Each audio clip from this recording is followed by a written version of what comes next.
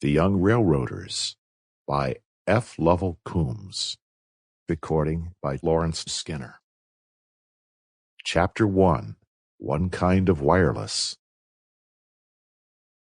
When, after school that afternoon, Alex Ward waved a goodbye to his father, the Bixton station agent for the Middle Western, and set off up the track on the spring's first fishing, he had little thought of exciting experiences ahead of him. Likewise, when 2 hours later a sudden heavy shower found him in the woods 3 miles from home, and with but 3 small fish, it was only with feelings of disappointment that he wound up his line and ran for the shelter of an old log cabin 100 yards back from the stream. Scarcely had Alex reached the doorway of the deserted house when he was startled by a chorus of excited voices from the rear. He turned quickly to a window, and with a cry sprang back out of sight.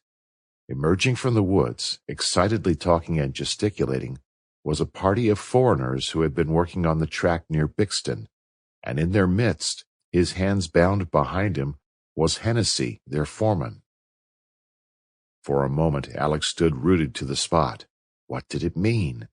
Suddenly, realizing his own possible danger, he caught up his rod and fish and sprang for the door. On the threshold he sharply halted.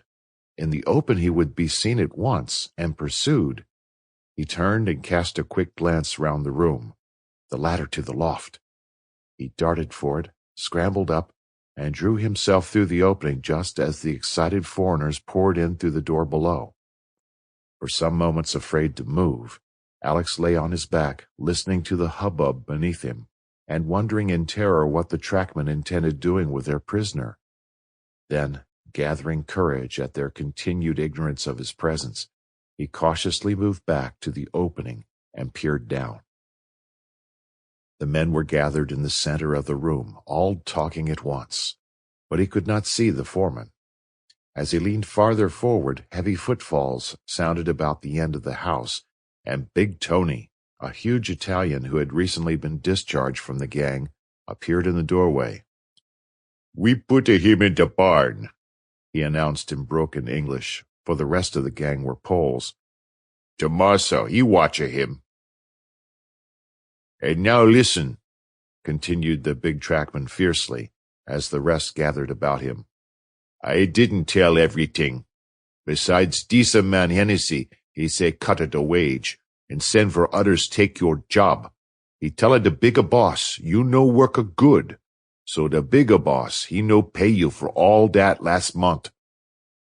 The ignorantly credulous Poles uttered a Sample complete. Ready to continue?